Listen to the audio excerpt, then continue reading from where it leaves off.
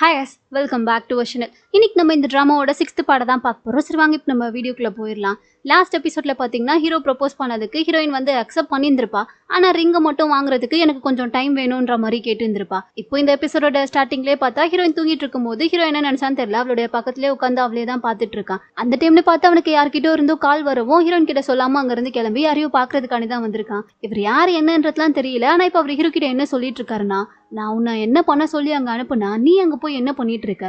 லின் கார்பரேஷனோட CEO பொண்ணை நீ உண்மையாலே லவ் பண்ணிட்டு இருக்கியான்ற மாதிரி கேட்க இவன் எதுவுமே பேசாம அமைதியாவே நின்றுட்டு இருக்கான். எங்க பாரு, லின் கார்பரேஷனுக்கும் நமக்கும் சுத்தமா செட்டே ஆகாது. அதனால அந்த பொண்ணை டேட் பண்றதுலாம் நீ நிறுத்திடு. தேவையில்லாம உனக்குள்ள ஃபீலிங்ஸை வளர்த்துக்கிட்டு அதுக்கப்புறம் கஷ்டப்படாதன்ற மாதிரி சொல்லிட்டு இவர் பார்த்தா அட்வைஸ் பண்ணிட்டு இருக்காரு. பட் ஹீரோ வந்து எதையுமே காதுல வாங்கிக்கல. அவன் எதையுமே கேட்க முடியாம அப்படியே அமைதியா தான் நின்றுட்டு இருக்கான். அதே சமயம் இன்னொரு பக்கம் பார்த்தா லிலி வந்து ஒரு பார்ல உட்காந்து விடாம குடிச்சிக்கிட்டே இருக்கா. இன்னும் காசு கூட கொடுக்கல போல. ஸோ பார்ல வேலை பார்க்குறவங்களாம் இதுக்கப்புறம் அடுத்து ஒரு கிளாஸா இருந்தாலும் காசு கொடுத்தாதான்ற மாதிரி கேட்டுட்டு இருக்கும்போது கரெக்டா ஹீரோயின் பார்த்தா அந்த இடத்துக்கு வரா. அவ என்ன கேட்கிறாளோ அதை கொடுங்க, அந்த பில்லெல்லாம் நானே பே பண்ணிக்கிறேன்ற மாதிரி சொல்ல லிலி பார்த்த உடனே, என்ன எனக்கு பிச்சை போடுறியா? நான் உன்னை விட மட்டமான நிலைமையில தான் இருக்கேன்றத எனக்கு காட்டணுன்றதுக்காகவே நீ பில் பே பண்றேன்னு சொல்றியான்ற மாதிரி கேட்கும்போது, நான் அப்படியெல்லாம் நினைக்கல. நான் எப்பயுமே உன்னை என்னோட ஒரு ஃப்ரெண்டா மட்டும்தான் பாக்குறேன். ஆனா இப்போதைக்கு எனக்கு உன்கிட்ட கேட்க வேண்டியது ஒரே ஒரு கேள்வி மட்டும்தான். நான் உன்னை எப்பயுமே நல்லா தான் ட்ரீட் பண்ணேன். ஆனா நீ எதுக்காக எனக்கு துரோகம் பண்ற மாதிரி என்னோட ஃபியான்சி கூடயே ஒன்னா இருந்திருக்க? இதெல்லாம் உனக்கு தப்பாவே தெரியலல்ல? நியாயமா பார்த்தா நான் உனக்கு பண்ண ஹெல்ப்புக்கலாம் நீ எனக்கு கடைசி வரை நன்றி கடன் பட்டு இருந்திருக்கணும். ஆனா நான் உன்கிட்ட இருந்து அது கூட எதிர்பார்க்கல. ஏன்னா நான் உன்னை எப்பயுமே என்னோட ஃப்ரெண்டா மட்டும்தான் நினைச்சேன். ஆனா நீ அதுக்காக இப்படி ஒரு துரோகத்தை பண்ணிருக்கியே, அதுவும் நீ பண்ணதெல்லாம் பெரிய பெரிய பச்சை துரோகம். அதெல்லாம் உனக்கு கொஞ்சம் கூட புரியவே இல்லையான்ற மாதிரி கேட்கும்போது, ஏன் புரியணும்? இல்ல எதுக்கு எனக்கு புரியணும்? எனக்கு புரியல. நீ ஒரு பெரிய பணக்கார வீட்டு பொண்ணுன்றதுனாலயே உனக்கு நீ ஆசைப்பட்ட எல்லாமே கிடைச்சிரும். ஆனா நான் எவ்வளவு ட்ரை பண்ணி கஷ்டப்பட்டாலும் சரி எனக்கு நீ எதுவுமே கிடைக்காது. அந்த மாதிரி ஒரு நிலைமையில இருக்கும்போது அது எவ்வளவு கஷ்டமா இருக்கும்ன்றது எவ்வளவு வலிக்கும்ன்றது எனக்கு மட்டும்தான் புரியும். சோ என் நிலைமையில இருந்து பார்த்தா மட்டும்தான் உனக்கு என்னுடைய கஷ்டம் என்னன்றதுலாம் புரியும். என் முன்னாடி நீ இப்படி சந்தோஷமா இருக்கிறது எனக்கு சுத்தமா பிடிக்கல. அதனாலதான் நான் இந்த சான்ஸை யூஸ் பண்ணி உன்னை ஏமாத்தினேன்ற மாதிரி சொல்லிட்டு கேஷுவலா சொல்ல ஹீரோயினா அதெல்லாம் கேட்டுட்டு அப்படியே சிரிச்சுக்கிட்டே உட்காந்துட்டு இருக்கா. இப்ப கூட நீ இந்த அளவுக்கு என்கிட்ட உட்காந்து அப்படியே பாசம் இருக்க மாதிரி நடிச்சு பேசுறதுக்கு காரணமே செங்க பத்தின எவிடன்ஸ் என்கிட்ட ஏதாச்சும் இருந்தா அதை நைஸா பேசி வாங்கிட்டு போலான்றதுக்காக தானே. ஆனா அது எதையுமே நான் தரமாட்டேன். என்கிட்ட அவன் பண்ண எல்லா ஃப்ராடுத்தனத்துக்கான எவிடன்ஸும் இருக்குதான். ஆனா அது எதையுமே நான் உன்கிட்ட கொடுக்கவே மாட்டேன்ற மாதிரி சொல்லும்போது ஹீரோயின் உடனே, எனக்கு அதெல்லாம் தேவையே இல்லை. அவன் பண்ண தப்பெல்லாம் எப்படி வெளியே கொண்டு வரணும்ன்றது எனக்கு நல்லாவே தெரியும். நான் பேச வந்தது உனக்காக மட்டும்தான். என்ன இருந்தாலும் நீ என் ஃப்ரெண்ட் இல்ல, ஸோ இதை பண்ண வேண்டியது என்னுடைய கடமைன்ற மாதிரி சொன்னவ கொஞ்சம் பணத்தை கொடுத்துட்டு தேவையில்லாம இப்பவும் நீ அவனை நம்பி உன் வாழ்க்கையை அழிச்சுக்காத. அவனை மாதிரி ஒரு கேவலமானவனை இது வரைக்கும் உன்னால பார்க்கவே முடியாது. அது உனக்குமே நல்லா தெரியும். ஏன்னா அவன் எனக்கு எந்த அளவுக்கு துரோகம் பண்ணிருக்கான்றது தெரிஞ்சுதானே நீ அவன் கூடவே இருந்திருக்க. ஸோ இதுக்கப்புறமும் அவன் உனக்கு துரோகம் பண்ணவும் வாய்ப்பு இருக்கு. அதனால அவனை நம்பி அவன் கூட இருந்து உன்னுடைய லைஃபை தொலைச்சிக்காம உனக்குன்னு ஒரு தனியான வாழ்க்கையை அமைச்சுக்கிட்டு உனக்கு பிடிச்ச மாதிரி நீ வாழ பழகு. அதுதான் உனக்கும் நல்லதுன்ற மாதிரி சொல்லிட்டு ஹீரோயின் அங்க இருந்து கிளம்பி போகும்போது இவளுக்கே ஊர்த்திருச்சா என்னெல்லாம் தெரியல. உடனே அவளை கூப்பிட்டு, லின் உனக்கு செங்க பத்தின எவிடன்ஸ் தானே வேணும், அதை நான் உனக்கு தரேன்ற மாதிரி சொல்லிடுறா. அதுக்கப்புறம் அந்த எவிடன்ஸை கொடுத்துட்டா போல. ஸோ அதை பத்தி தான் இப்போ ஹீரோயின் வந்து ஹீரோ கிட்ட சொல்லிட்டு இருக்கா. ஹீரோவும் அதெல்லாம் கேட்ட உடனே, எனக்கு என்னவோ அவன் மேல நம்பிக்கை இல்லை. அப்போ ஒரு பெரிய ஃப்ராடு. செங்க கூட நம்பிடலாம், ஆனா இந்த மாதிரி ஒரு ஃப்ராடை நம்பவே முடியாது. நீ என்ன அவ கொடுத்த எவிடன்ஸை வச்சு அந்த அளவுக்கு முழுசா அவளை நம்பிட்டியா என்னன்ற மாதிரி கேட்கும்போது ஹீரோயின் வந்துட்டு, நம்பிக்கை இல்லதான், இருந்தாலும் அவங்க என்ன ஃப்ராடு பண்ணாலும் பரவாயில்ல. மேபி ஒருவேளை அவங்க 2 பேரும் பிளான் பண்ணி என்னை ஏமாத்த ட்ரை பண்ணாலும் அதுவுமே நல்லது தானே. அவங்க 2 பேரும் ஒன்று சேர்ந்து இருக்கிறத வச்சு இந்த கம்பெனியை விட்டு அந்த செங்க நான் வெளியே அனுப்பிடுவேன்ற மாதிரி சொல்லிட்டு இவ பார்த்தா அப்பவும் ஏதாச்சும் பாசிட்டிவா நடக்கும்ன்ற மாதிரி தான் பேசிட்டு இருக்கா. பட் ஹீரோக்கு வந்து லைட்டா கொஞ்சம் டவுட்டா தான் இருக்கு. இருந்தாலும் நம்ம எல்லாத்துலயுமே கொஞ்சம் கேர்ஃபுல்லா தான் இருக்கணும்ன்ற மாதிரி சொல்லிட்டு இருக்கான். அடுத்து பார்த்தா ஹீரோயினுக்கு வந்து இப்போ உண்மையாவே லிலி கிட்ட இருந்து செக் பண்ண திருட்டுத்தனத்துக்கான எவிடன்ஸ் எல்லாம் கிடைச்சிருச்சுல. ஸோ உடனே போர்ட் மீட்டிங்கை கூட்டிட்டா, இது போல செக் பண்ண தப்பு எல்லாமே என்கிட்ட ஆதாரமா இருக்கு, அவனை உடனே இந்த கம்பெனில இருந்து வேலையை விட்டு தூக்கணுன்ற மாதிரி சொல்லிட்டு அந்த எவிடன்ஸ் எல்லாம் காமிக்கும் போது அவன் என்னடானா அப்படியே கேஷுவலாவே உட்காந்துட்டு இருக்கான். அவன் உட்காந்துட்டு இருக்க தோரணையை பார்க்கும் போதே தெரியுது இது எல்லாமே அவங்களுடைய பிளான் தான் போலன்னு சொல்லிட்டு கடைசியில பார்த்தா கெஸ் பண்ணது கரெக்ட் தான். ஆக்சுவலா லிலி வந்துட்டு ஹீரோயின் கிட்ட எவிடன்ஸ் எல்லாம் கொடுத்துருப்பா இல்லையா. கொடுத்து முடிச்சதுக்கு அப்புறமா பார்த்தா செங்குக்கு கால் பண்ணி இது போல லின் என்கிட்ட வந்து பேசி உன்னை பத்தின எவிடன்ஸ் எல்லாம் கேட்டா. நானும் அதை அவகிட்ட கொடுத்துட்டேன். பட் அதனால உனக்கு எந்த பிரச்சனையும் வரக்கூடாதுன்னு நீ நினைச்சீங்கன்னா நான் சொல்ற பணத்தை எடுத்துக்கிட்டு என்னை வந்து மீட் பண்ணுன்ற மாதிரி சொல்லியிருப்பா. அதனால இவன் பணத்தெல்லாம் கொடுத்துட்டானா என்னன்னு தெரியல. இப்ப ஹீரோயின் வந்துட்டு இந்த போர்ட் மீட்டிங்ல இது போல செங் வந்துட்டு கம்பெனிக்குள்ள நிறைய திருட்டுத்தனமான வேலைகளை பார்த்து அதோட காசெல்லாம் ஆட்டிய போட்டு அவன் நிறைய சொத்து சேர்த்து வச்சிருக்கான். அதனால அதுக்கான எவிடன்ஸ் எல்லாமே என்கிட்ட இருக்கு, கூடவே சேர்ந்து என்கிட்ட ஒரு விட்னஸும் இருக்குன்ற மாதிரி சொல்லிட்டு இவ ரொம்ப நம்பிக்கையா பேசிட்டு இருக்கும் போது செங் பார்த்தா கேஷுவலா உட்காந்துட்டு, என்ன சொல்லும், நீ யாரோ விட்னஸ்லாம் இருக்காங்கன்னு சொன்னியே, அது அங்க வராளே அவளா பாருன்ற மாதிரி சொல்லிட்டு கையை காமிக்க உள்ள வரது யாருன்னு சொல்லி பார்த்தா லிலி தான். நேரா இப்போ உள்ள வந்தவ இவங்க சொல்றது எல்லாமே போய் நேத்திக்கு அவங்க தான் வந்து என்ன மீட் பண்ணி இது போல செங்க கம்பெனியை விட்டு தூக்குறதுக்காக எனக்கு ஹெல்ப் பண்ணு, அதுக்கு நான் சொல்ற மாதிரி நீ ஒரு பொய்யான சாட்சி சொல்லணும், எனக்கு எவிடன்ஸ்லாம் ஃபேக்கா ரெடி பண்ணி கொடுக்கணும்னு சொன்னாங்க. கம்பெனியோட சிஓ ஆச்சேன்றதுனால நானும் என்ன பண்றதுன்னு தெரியாம அப்பா அது எல்லாத்துக்குமே சம்மதிச்சிட்டேன். ஆனா இப்போ நான் சொல்றேன், அவங்க கிட்ட இருக்க எவிடன்ஸ் எல்லாமே ஃபேக்கான எவிடன்ஸ், அது எல்லாமே அவங்களே கிரியேட் பண்ணதுன்ற மாதிரி சொல்லிட்டு அப்படியே பிளேட்டை திருப்பி போட ஹீரோயின்க்குலாம் செம்ம வெறி ஆகுது. இருந்தாலும் உன்னெல்லாம் அந்த அளவுக்கு நான் ஈஸியா நம்பிடுவேனான்ற மாதிரி பார்த்தவ என்கிட்ட அதையும் தவிர்த்து இன்னும் நிறைய எவிடன்ஸ் இருக்குன்ற மாதிரி சொல்லிட்டு அடுத்து நிறைய எவிடன்ஸை இவளும் ஹீரோவும் சேர்ந்து கலெக்ட் பண்ணி வச்சிருந்திருப்பாங்க போல. ஸோ அது எல்லாத்தையுமே பார்த்தா எடுத்து எல்லார்கிட்டயும் காமிச்சிட்டு இருக்கா. அந்த டாக்குமெண்ட்ஸ்ல கூட பார்த்தா செங்கோட சிக்னேச்சருக்கு பதிலா லிலியோட சிக்னேச்சர் தான் இருக்கு. ஏன்னா இவங்க இது போல திருட்டுத்தனம் பண்ணி அவளுடைய சொத்தெல்லாம் இவங்க பேர்ல மாத்திட்டு இருக்கும் போது இவன் பார்த்தா உஷாரா இது போல ஏதாச்சும் பிரச்சனை வந்தா நம்ம மாட்டிக்க கூடாதுன்னு சொல்லிட்டு லில்லியை சைன் பண்ண வச்சிருப்பான். எனக்கு அப்புறம் எல்லாமே நீ தானே, ஸோ நீ சைன் பண்ணு, ஒன்றும் பிரச்சனை இல்லைன்ற மாதிரி சொல்லிட்டு இப்படி பேசி அவளை சைன் பண்ண வச்சிருந்திருப்பான் போல. ஸோ அதனால அந்த ஃபுட்டேஜ்லாம் இப்போ கேமராவில் செக் பண்ணி பார்க்கும்போது கூட லில்லி சைன் பண்ணியிருக்க மாதிரி தான் இருக்கு. ஸோ இதை பார்த்தா இங்கே செங் வந்துட்டு இப்போ அவனுக்கு சாதகமாக யூஸ் பண்ணிக்கிறான். ஏதோ நான் தான் உங்ககிட்ட இருக்கிறதெல்லாம் பாதி ஏமாத்தி எழுதி வாங்கிட்ட மாதிரி சொன்னேன், ஆனால் எதுலையுமே நான் சைன் பண்ணலையே, எல்லாத்துலேயுமே இவ தான் சைன் பண்ணியிருக்கா. ஸோ இவ தான் அந்த ஃப்ராடுன்ற மாதிரி சொல்லிட்டு செங்கே இப்போ லில்லியை மாட்டி விட அவளுக்கு இதை கேட்கும் போது செம்ம ஷாக்காக இருக்கு. ஏன்னா செங்குக்கு சப்போர்ட் பண்ணுறதுக்காக தான் அவள் இங்கே வந்திருப்பா. கடைசியில் பார்த்தா அவன் நம்மளை மாட்டி விட்டானேன்னு சொல்லிட்டு செம்மையா டென்ஷன் ஆகுறா. நீ என்ன மறுபடியும் ஏமாத்திட்டல, சத்தியமா இதுக்கெல்லாம் நான் உன்னை விடவே மாட்டேன், பழி வாங்கியே தீருவேன்ற மாதிரி சொல்லிட்டு அவனை போட்டு அடிச்சிட்டு இருக்கா. பட் இருந்தாலும் இப்போ என்ன பண்ண முடியும், இவன் தான் நைஸா பிளான் பண்ணி அவளை கோத்து விட்டான்ல. ஸோ அவ தான் எல்லா தப்புமே பண்ணிருக்கான்ற மாதிரி சாட்சி வேற இருக்கவும் அவளை அங்க இருந்து கூட்டிட்டு போயிடுறாங்க. இப்ப அடுத்த சீன்ல பார்த்தா செங் வந்துட்டு ஹீரோயின் கிட்ட தான் தனியா பேசிட்டு இருக்கான். என்ன சொல்லும், இத்தனை நாளா நீ அம்னிஷியால இருக்க மாதிரி நடிச்சிட்டு இருந்ததெல்லாம் பார்த்துட்டு நானும் அதை நம்பிடுவேன்னு நினைச்சியா? ஆரம்பத்துல இருந்தே நீ நடிக்கிறேன்றது எனக்கு நல்லாவே தெரியும், இருந்தாலும் உன்னை நம்ப வைக்கணும்ன்றதுக்காக தான் நானும் உன் கூடவே சேர்ந்து விளையாடிட்டு இருந்தேன்ற மாதிரி சொல்ல ஹீரோயினுக்குலாம் இதை கேட்டோன்னே பயங்கர ஷாக்கிங்கா இருக்கு. நீ எப்படியோ என்ன மாட்டி விட்டு நான் உன்கிட்ட இருந்து ஆட்டி போட்ட பணத்தெல்லாம் எப்படியாச்சும் என்கிட்ட இருந்து வாங்கிடலான்னு சொல்லி பார்த்தேன். ஆனா நான் அதுல லில்லியை மாட்டி விட்டுட்டு எஸ்கேப் ஆவேன்னு சொல்லி நீ கொஞ்சம் கூட நினைக்கவே இல்லை தானேன்ற மாதிரி சொல்ல இவ அப்படியே சம்மகான்ல நின்னுட்டு இருக்கா. இங்க பாரு செல்லும், இப்ப நான் ஒன்னும் உன்கிட்ட பிச்சை எடுக்கிற நிலைமையில இல்ல. உண்மையை சொல்லணும்னா நீ தான் என்கிட்ட பிச்சை எடுக்கிற நிலைமையில இருக்க. ஏன்னா இப்ப நான் மட்டும் மீடியா முன்னாடி போயிட்டு நான் இந்த லின் கார்பரேஷன்ல இருந்து ரிசைன் பண்ணிட்டு அப்ராட் போய் செட்டில் ஆக போறேன். அது மட்டும் இல்லாம அந்த கம்பெனியோட அசட் எல்லாத்தையுமே அங்க வேலை பார்த்துட்டு இருந்த ஒரு பொண்ணு ஏமாத்திட்டான்ற மாதிரி சொல்லி மீடியா முன்னாடி அனௌன்ஸ் பண்ணனா அப்புறம் உன் கம்பெனியோட ஷேர்ஸ் எல்லாம் என்ன ஆகும்னு பாரு, எல்லாமே அப்படியே சறுக்கிட்டு போவோம். அதுக்கப்புறம் உன் கம்பெனி எல்லாம் 10 காசுக்கு பிரயோஜனம் கிடையாது. யாராச்சும் மதிப்பாங்கன்னு நினைக்கிறியா? உங்க அப்பா கட்டி வச்ச இந்த சாம்ராஜ்யம்லாம் மொத்தமா இடிஞ்சே போயிடும். இப்போ நீ என்ன பண்ண போறேன்ற மாதிரி கேட்க இவளுக்கு செம்ம கடுப்பாகுது. தயவு செஞ்சு அந்த மாதிரி மட்டும் எதுவுமே பண்ணிராத, எனக்கு இந்த கம்பெனி ரொம்ப முக்கியம், இது எங்க அப்பா உருவாக்குன கம்பெனி, அதை இப்படி என் கண்ணு முன்னாடி அழிஞ்சு போறதை பார்த்துட்டு நான் சும்மா இருக்க மாட்டேன்ற மாதிரி சொல்ல உன்னால என்ன பண்ண முடியும்? ஒண்ணுமே பண்ண முடியாது. நான் நினைச்சா மட்டும்தான் உனக்கு இப்போதைக்கு ஹெல்ப் பண்ண முடியும். அதனால ஏதோ போனா போதுன்றதுக்காக உனக்கு நான் ஒரே ஒரு சான்ஸ் தரேன். நான் சொல்றத மட்டும் கேட்டு நீ அதுபடி நடந்துக்கிட்டீன்னா உன் கம்பெனியை சரி பண்ணி கொடுக்க வேண்டியது என்னோட பொறுப்புன்ற மாதிரி சொல்றான். என்ன சொல்ல போறான்னு சொல்லி பார்த்தா இந்த கம்பெனில இனிமே நான் மட்டும்தான் இருக்கணும். நீ பாடி கார்டுன்னு சொல்லிட்டு கூட ஒருத்தனை வச்சிருக்கல, அவனை முதல்ல அந்த வேலையை விட்டு உன்னை விட்டு தூரமா அனுப்பிடு, அது மட்டும் போதும்ன்ற மாதிரி சொல்ல ஹீரோனுக்கு என்ன பண்றதுனே தெரியல. அவ ஒரு மாதிரி பாத்துக்கிட்டே நின்னுட்டு இருக்கா. இருந்தாலும் இப்ப வேற வழி இல்லல்ல, கம்பெனி இவளுக்கு தேவைன்னா அவன் சொல்றதை கேட்டுதானே ஆகணும். அதனால இப்ப அடுத்ததே பார்த்தா ஹீரோ கிட்ட வந்து நீ ரிசைன் பண்ணிட்டு போன்ற மாதிரி சொல்றா. அதை கேட்டோன்னே அவன்லாம் பயங்கரமா ஷாக் ஆகுறான். நீ ஏன் இப்படி எல்லாம் பண்ணிட்டு இருக்க? அவெல்லாம் ஒரு ஆளுன்னு சொல்லிட்டு அவன் சொல்றதை கேட்டுக்கிட்டு நீ என்னைய வேலையை விட்டு அனுப்புறியா? சத்தியமா நான் போவே மாட்டேன்ற மாதிரி சொல்லும்போது ஹீரோயின் பார்த்தா அவன் கிட்ட கெஞ்சவே ஆரம்பிச்சுட்டா. எனக்கு வேற வழி தெரியல, எங்க அப்பா உருவாக்குன இந்த கம்பெனியை நான் மறுபடியும் காப்பாத்தி ஆகணும்னா நான் இதை பண்ணிதான் ஆகணும். அதனால அவன் சொல்றதை கேட்டு நான் நடந்துக்கிற நிலைமையில தான் இருக்கேன். சோ அதை நீ புரிஞ்சுக்கிட்டு தயவு செஞ்சு இந்த வேலையை விட்டு போயிருன்ற மாதிரி சொல்லும்போது புரிஞ்சுக்க வேண்டியது நான் கிடையாது இல்லைன்னு நீ தான். அவனை நம்பி இப்ப நான் உன்னை தனியா விட்டுட்டு போனேன்னா கண்டிப்பா அது உனக்கு தான் ஆபத்து. அவன் உன்னையும் என்ன வேணா பண்ணுவான், இந்த கம்பெனியும் உன்கிட்ட இருந்து முழுசா எடுத்துக்கிறதுக்கு அவன் என்ன வேணாலும் பண்ணுவான். ஸோ அதனால என்னால் அவன்கிட்ட எல்லாம் உன்னை நம்பி விட்டுட்டு போகவே முடியாது. அதனால நீ இதில் தலையிடாத, அவனை எப்படி டீல் பண்ணிக்கணுன்றது எனக்கு தெரியும். ஸோ நானே அவனை பார்த்துக்கிறேன்ற மாதிரி சொல்லிட்டு ஹீரோ சொல்லும்போது ஹீரோயின் டென்ஷனே ஆயிட்டா. உன்னை யார் இதெல்லாம் பண்ண சொல்லி சொன்னா? நீ எதுவுமே தேவையில்லாமலாம் பண்ண வேண்டாம், நான் உன்னை இந்த வேலையை விட்டு ரிசைன் பண்றேன். இதுக்கப்புறம் நீ எனக்கு பாடி கார்டும் கிடையாது, பாய் ஃப்ரெண்டும் கிடையாது, இந்த வீடியோ தயவு செஞ்சு வெளியே போயிருன்ற மாதிரி சொல்ல ஹீரோக்கெல்லாம் கேட்கும் போதே கஷ்டமா இருக்கு. நீ ஏன் இப்படி எல்லாம் பண்ணிட்டு இருக்க? நம்ம 2 பேரோட ஃபீலிங்ஸை பத்தி உனக்கு கவலையே இல்லையான்ற மாதிரி கேட்கும்போது நான் எப்போவாச்சும் உன்கிட்ட சொல்லியிருக்கேன் நான் உன்னை லவ் பண்றேன்னு சொல்லி? இல்ல எனக்குள்ள உன் மேல எந்த ஃபீலிங்ஸும் கிடையவே கிடையாது. இப்போவாச்சும் அதை நீ நல்லா கேட்டுக்கோ, நான் உன்னை என்னைக்குமே விரும்பவே மாட்டேன்.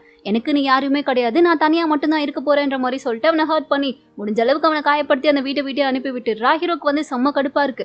ஸோ ஒரு மாதிரி வெளியே வந்தவன் கான்ல வேகமா வண்டி எடுத்துட்டு ஓட்டிட்டு போக ஆரம்பிச்சிடுறான். இங்க ஹீரோயினுக்கும் கஷ்டமா தான் இருக்கு, ஏன்னா அவளுக்குள்ள ஃபீலிங்ஸ் இருக்கு. இருந்தாலும் வேற வழி இல்லாம அந்த செங் சொல்றதெல்லாம் கேட்டுட்டு நடக்கிற நிலைமையில அவ இப்ப இருக்கா போல.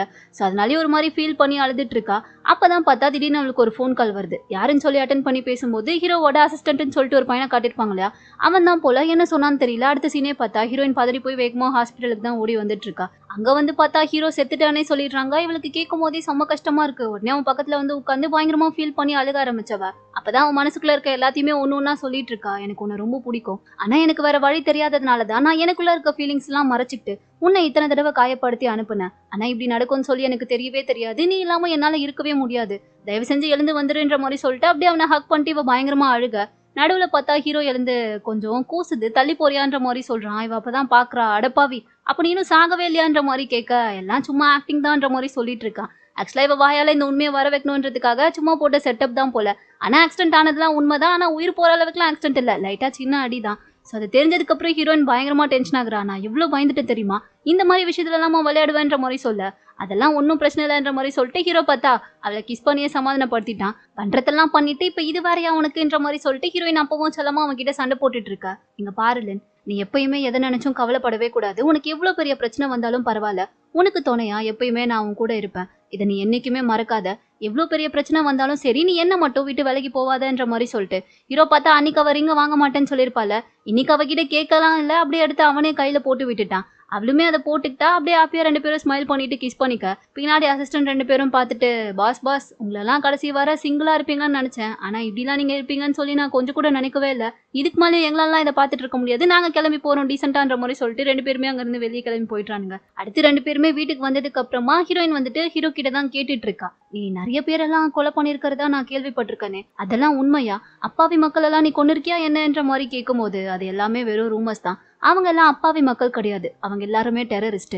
ஒரு கிராமத்துக்குள்ள போந்து அந்த கிராமத்துல இருக்க மக்கள் எல்லாரையுமே டார்ச்சர் பண்ணிட்டு இருந்தாங்க. அதனாலதான் ஒரு ஆர்மி மேனா என்ன பண்ணணுமோ அதை நான் பண்ணேன். அப்போ ஏற்பட்ட காயம் தான் இந்த உடம்புல இருக்க தழும்புலான்ற மாதிரி சொல்ல, ஹீரோயின் வந்து அவனை நினைச்சு ரொம்ப ஃபீல் பண்றா. அப்போ இதனாலதான் உனக்கு இந்த காயம்லாம் ஏற்பட்டுச்சான்ற மாதிரி யோசிச்சவ, ஆல்ரெடி நீ ஏற்கனவே நிறைய கஷ்டத்தை அனுபவிச்சிருக்க, இது தெரியாம நான் வேற உன்னை அடிக்கடி கஷ்டப்படுத்திருக்கலன்ற மாதிரி சொல்லிட்டு ஃபீல் பண்ணிட்டு இருக்கா. ஹீரோவும் அதெல்லாம் கேட்டுட்டு, அப்படிலாம் ஒண்ணுமே கிடையாது. அந்த ஆர்மில சேர்ந்து நான் அதுல இருந்து வெளியே வந்ததுக்கு அப்புறமா நான் கஷ்டப்பட்டுட்டு இருந்த டைம்ல தான் உங்க அப்பாவை நான் மீட் பண்ணேன். நான் பார்த்ததுலேயே ஒரு நல்ல மனுஷனா நான் அவரை சொல்லலாம், ஏன்னா அவரு தான் அதுக்கப்புறம் எனக்கு வாழ்க்கையை கொடுத்தாரு. அவரை பார்த்ததுக்கு அப்புறம் தான் நான் உன்னையும் மீட் பண்ணேன். ஸோ அப்படி இருக்கும்போது அந்த பட்ட கஷ்டத்துக்கு எல்லாமே பலனாதான் நீ இப்போ எனக்கு கிடைச்சிருக்கன்ற மாதிரி சொல்லிட்டு ஹீரோ பார்த்தா அவளை அப்பவும் சமாதானப்படுத்துற மாதிரி தான் பேசிட்டு இருக்கான். ஏன்னா அவ கஷ்டப்பட்டுற கூடாதுன்ற மாதிரி தான் இவன் பேசிட்டு இருக்கான். இதெல்லாம் இவனுக்குமே புரியுது. அடுத்து பார்த்தா என்ன, கிச்சனு பெட்ரூமு பாத்ரூம்னு சொல்லி ஒரு இடம் விடாம எல்லா இடத்துலயும் ரெண்டு பேரும் நின்று ரொமான்ஸ் பண்ணிட்டே இருக்காங்க.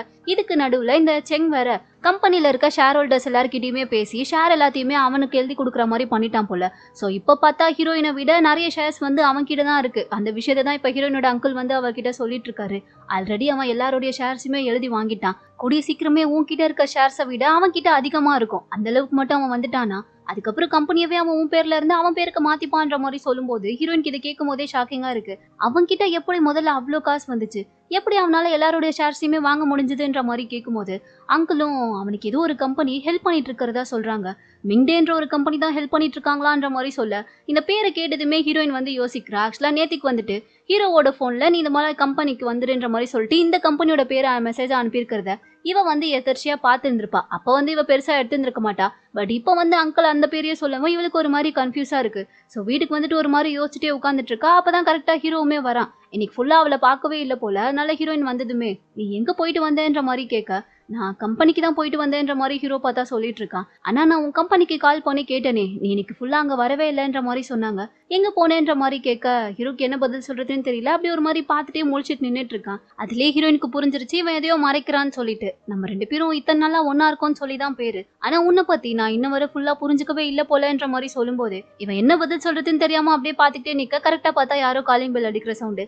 யாருன்னு சொல்லிட்டு ஹீரோ வந்து ஓபன் பண்ணி பார்த்தா செங்கு தான். வந்ததுமே நெக்லா பேசுறான். என்னப்பா நீ இன்னும் வீட்டை விட்டு கிளம்பலையா, இங்கதான் இருக்கியான்ற மாதிரி கேட்க ஹீரோயினுக்கு டென்ஷன் ஆகுது. அவன் போவான் போக மாட்டான்றதெல்லாம் என்னோட விருப்பம், நீ ஏன் தேவையில்லாம அதை பத்தி பேசிட்டு இருக்க, முதல்ல நீ எதுக்கு இப்போ இங்க வந்தேன்ற மாதிரி கேட்க, என்ன சொல்லும் இப்படி கேட்டுட்ட, நான் தான் உன்கிட்ட சொன்னல நான் இந்த கம்பெனில இருக்கணும்னா இவன் இங்க இருக்க கூடாதுன்னு சொல்லிட்டு. அது மட்டும் இல்லாம அவன் கிட்ட எவ்வளவு பெரிய போய் சொல்லிருக்கான்றது உனக்கு தெரியுமா? தோ எனக்கு தெரிஞ்சிருக்கு, எவிடன்ஸோட வந்திருக்கேன்ற மாதிரி சொல்லிட்டு ஏதோ ஒரு ஃபைல கொடுக்குறான். அதுல பார்த்தா ஹீரோக்கு கல்யாணமே ஆகிருக்குன்ற மாதிரி போட்டிருக்கு. ஹீரோயின்லாம் பார்த்த உடனே ஒரு நிமிஷம் அவளுக்கு தலையே சுத்துது. பார்த்தல, அவனுக்கு ஆல்ரெடி மேரேஜ் ஆயிருச்சு, அதுக்கான மேரேஜ் சர்டிபிகேட் தான் இது. இப்போவாச்சும் உனக்கு புரியுதா? அவன் உன்னை போய் சொல்லி இத்தனை நாளா ஏமாத்திட்டு தான் இருந்திருக்கான்ற மாதிரி சொல்ல ஹீரோ உடனே இல்ல அவன் சொல்றதெல்லாம் நம்பாத, அதுல இருக்க ஆளுக்கு கல்யாணம் ஆயிருச்சு, அது உண்மைதான். ஆனா அதுல இருக்க ஆளு நான் கிடையாதுன்ற மாதிரி சொல்ல ஹீரோயினுக்கும் ஒன்னும் புரியல, செங்குக்கும் ஒன்னும் புரியல. என்னடா புதுசா கதை விட பாக்குறியான்ற மாதிரி கேட்க நான் சொல்றது உண்மைதான்ற மாதிரி ஹீரோ சொல்லிட்டு இருக்கான். ஆக்சுவலா என்ன விஷயம்னு பார்த்தா, இவன் ஆர்மில இருந்து வந்ததுக்கு அப்புறமா வேற ஒருத்தரோட ஐடென்டிட்டியில தான் வந்து ஹீரோயின் கிட்ட வேலை பாக்குறதுக்காண்டி வந்திருப்பான் போல. சோ அந்த உண்மையை தான் இப்ப சொல்லிட்டு இருக்கான். அப்படி பார்த்தா அந்த மேரேஜ் சர்டிபிகேட்ல இருக்க வேலை வந்துட்டு வேற, அவருடைய பேரை தான் இவன் யூஸ் பண்ணி இங்க வேலைக்கு வந்து சேர்ந்திருக்கான். சோ அதை தான் வந்து இந்த செங் தப்பா புரிஞ்சுக்கிட்டு அவனுக்கு கல்யாணமே ஆயிடுச்சுன்ற மாதிரி சர்டிபிகேட் எடுத்துட்டு வந்து கொடுத்துட்டு இருக்கான். இதுலயும் பல்ப் ஆயிருச்சு. ஆனாலும் நீ அதுக்கு உன்னோட ஐடென்டிட்டியை மாத்திருக்க, அதுக்கு என்ன அவசியம்ன்ற மாதிரி கேட்க அது என்னுடைய பர்சனல் ரீசன், அதை இப்போ உன்கிட்ட சொல்லணும்ன்ற எந்த அவசியமும் எனக்கு இல்லைன்ற மாதிரி சொல்ல இவன் உடனே ஹீரோயின் பக்கமா திரும்பி பார்த்தல சொல்லும், ஏன் முன்னாடி எப்படி பேசுறான்ட்டு. அப்ப நீ கேளு, உன்கிட்ட சொல்லிதானே ஆகணும், என்ன ரீசன்ன்றத நீ ஏன் உன் வாயால கேளுன்ற மாதிரி சொல்ல ஹீரோயினும் அதான் அவன் சொல்லிட்டான்ல பர்சனல் ரீசன்ட்டு, அது எங்க 2 பேருக்குள்ள நடுவுல நடக்கிற விஷயம், அது எதுக்கு தேவையில்லாம நான் முன்னாடி கேட்கணும், முதல்ல இங்க இருந்து கிளம்பி போன்ற மாதிரி சொல்லிட்டு செங்க பார்த்தா அடிச்சு துரத்தி விட்டுறாங்க. அடுத்து இப்ப இவங்க 2 பேரும் தான் தனியா பேசிட்டு இருக்காங்க. ஹீரோயின் வந்துட்டு அப்பதான் ஹீரோ கிட்ட சொல்றா, அவன் முன்னாடி நான் உன்னை தப்பா நினைச்சு எதுவும் பேசக்கூடாதுன்றதுக்காக தான் நான் அப்போ அப்படி பேசி அனுப்புனேன். ஆனா இப்ப சொல்லு, எதுக்காக நீ உன்னோட ஐடென்டிட்டியை மாத்திருக்க, எதனால பர்பஸா நீ என் கூட வேலை பார்க்கணும்னு சொல்லி இப்படி பண்ணிருக்க, அது மட்டும் இல்லாம உனக்கும் அந்த மிங்டேன்ற கம்பெனிக்கோ என்ன சம்பந்தம்ன்ற மாதிரி கேட்க நீ கேட்கிற எந்த கேள்விக்குமே இப்போதைக்கு என்னால பதில் சொல்ல முடியாதுன்ற மாதிரி ஹீரோ சொல்றான். அட்லீஸ்ட் அந்த மிங்டேன்ற கம்பெனி செங் கூட சேர்ந்துக்கிட்டு என் கம்பெனி அழிக்கிறதுக்காக பிளான் போட்டிருக்காங்க, அதுவாச்சும் உனக்கு தெரியுமான்ற மாதிரி கேட்கும்போது இவன் அப்படியே அமைதியா இருக்கான். அதுலயே தெரியுது அவனுக்கும் அது தெரிஞ்சிருக்குன்னு சொல்லிட்டு, ஏன்னா இவனுக்கு அது முன்னாடியே தெரியும்ல. சோ ஹீரோயினுக்கு பார்த்த உடனே புரிஞ்சிருச்சு, அப்போ உனக்கு தெரிஞ்சிருக்குல்ல, எல்லாமே தெரிஞ்சுக்கிட்டு தான் நீ அமைதியாவே இருந்திருக்கியா, ஏன் நீ இதெல்லாம் பண்ணேன்ற மாதிரி கேட்க என்ன நம்பலன், எனக்கும் அந்த மெங்டேன்ற கம்பெனிக்கும் ஒரு சம்பந்தம் இருக்குதான், அதை என்னால இப்போதைக்கு சொல்ல முடியாது. ஆனா அதனால நான் உன்னையும் உன் கம்பெனியவோ ஹர்ட் பண்ணணும் இல்ல உன்னை கஷ்டப்படுத்தி பார்க்கணும்னு சொல்லி எதையுமே நினைக்கல.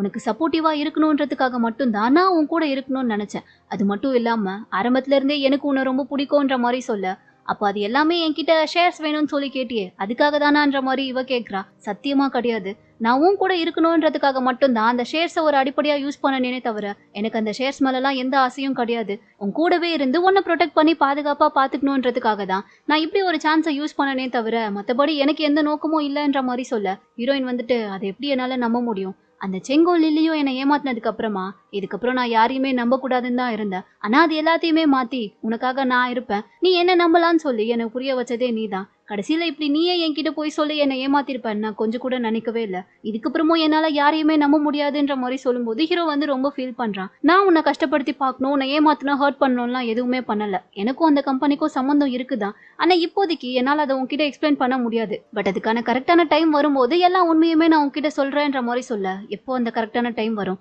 இன்னும் என்ன முழுசா ஏமாத்தினதுக்கு அப்புறமா நான் பண்ணதுதான் தப்பு, உன்னை நான் என்னுடைய பாடி கார்டா இருக்க கேட்டிருக்கவே கூடாது, அது மட்டும் இல்லாம உன்னை நான் பார்த்திருக்கவே கூடாது, உன்கிட்ட பேசிருக்கவே கூடாது, இதுக்கப்புறம் நான் உன்னை பார்க்கவே விரும்பல, தயவு செஞ்சு இதுக்கப்புறம் நம்ம 2 பேரும் மீட் பண்ணிடவே கூடாதுன்ற மாதிரி சொல்ல ஹீரோ பயங்கரமா ஃபீல் பண்றான். ஆனா அவனால எதுவுமே பேச முடியல, ஏன்னா என்ன இருந்தாலும் அவளுடைய கோவமும் நியாயமானதுதான்றதை இவன் புரிஞ்சுக்கிறான். சோ அதனாலே இதுக்கப்புறமா அவன் முன்னாடி நின்று அவளை ஹர்ட் பண்ண வேணாம்னு சொல்லிட்டு இவனே அமைதியா அங்க இருந்து கிளம்பி போயிடுறான். ஆனா அதுக்கப்புறம் ஹீரோயின் தான் பாவம் அவங்க அப்பாவோட போட்டோவை பார்த்து பயங்கரமா ஃபீல் பண்ணிட்டு இருக்கா. எனக்கு நீ யாருமே இல்லப்பா, நான் யாரை நம்பினாலும் எல்லாருமே என்னை ஏமாத்திடுறாங்க, இதுவே நீங்க மட்டும் என் கூட இருந்திருந்தா நான் இந்த அளவுக்கு இப்ப கஷ்டப்பட்டிருக்க வேணாலன்னு சொல்லிட்டு பயங்கரமா ஃபீல் பண்ணி அழுதுட்டு இருக்கிறதோட இந்த டிராமாவோட 6th பார்ட் இங்க முடியுது. இதுக்கப்புறம் அடுத்து என்ன நடக்க போகுதுன்றத நம்ம நெக்ஸ்ட் பார்ட்ல பார்த்துடலாம். இந்த வீடியோ உங்களுக்கு பிடிச்சிருந்தா லைக் பண்ணுங்க, மறக்காம நம்ம சேனலுக்கு சப்ஸ்கிரைப் பண்ணுங்க.